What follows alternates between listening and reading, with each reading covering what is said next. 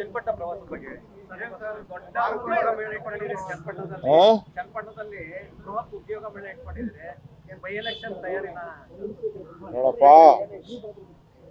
ಜನ ಅಧಿಕಾರ ಮಾಡಿ ಅಂತ ನಮಗೆ ಅವಕಾಶ ಕೊಟ್ಟಿದ್ದಾರೆ.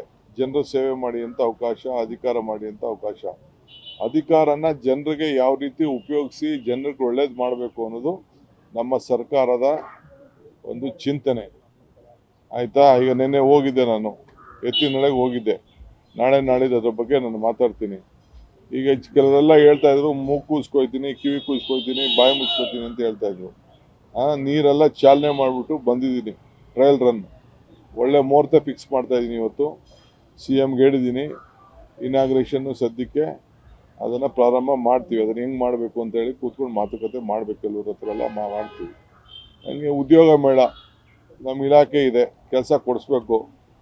ಅಟ್ಲೀಸ್ಟ್ ಹುಡುಗರುಗಳೆಲ್ಲ ಹೋದಾಗೆಲ್ಲ ನೂರಾರು ಜನ ಅರ್ಜಿಗಳು ಕೊಟ್ಟಿದ್ರು, ಕೆಲಸ ಕೊಡಿ ಅಂತ ಅರ್ಜಿಗಳು ಕೊಟ್ಟಿದ್ರು.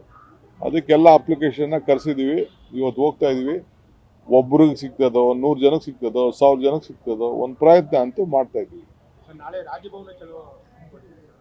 ನಾಳೆ ರಾಜ್ಯಪಾಲರು ಟೈಮ್ ಕೊಟ್ಟಿದ್ದಾರೆ. ಭೇಟಿ ಮಾಡಿದ್ದೀನಿ. ಮೊನ್ನೆ ಎಂಗೇಜ್ಮೆಂಟಲ್ಲಿ ಸಿಕ್ಕಿದ್ರು. ಅವ್ರು ಹೇಳಿದ್ರು ಯಾವಾಗ ಬರ್ತಾ ಇದ್ದೀರಾ ಅಂತ ಕೇಳಿದ್ರು. ಟೈಮ್ ಕೊಟ್ಟಿದ್ದಾರೆ. ಹೋಗ್ತಾ ಇದ್ದೀವಿ. ನನಗೆ ಅವೆಲ್ಲ ಅವರು ಇದು ಕೋರ್ಟ್ ವಿಚಾರ ಎಲ್ಲ ನನಗೆ ಗೊತ್ತಿಲ್ಲ. ಕೋರ್ಟ್ ತೀರ್ಪು ಕೊಡೋದು ಗೊತ್ತು. ಬೇರೆ ಏನೇನು ಬಂದ ಮೇಲೆ ನಾವು ಮಾತಾಡ್ತೀವಿ. ಅಲ್ಲಿವರೆಗೂ ನಾವು ಯಾಕೆ ಮಾತಾಡ್ತೀವಿ? ಗ್ಯಾರಂಟಿ ನ್ಯೂಸ್, ಸುದ್ದಿ ಖಚಿತ, ನ್ಯಾಯ ನಿಶ್ಚಿತ.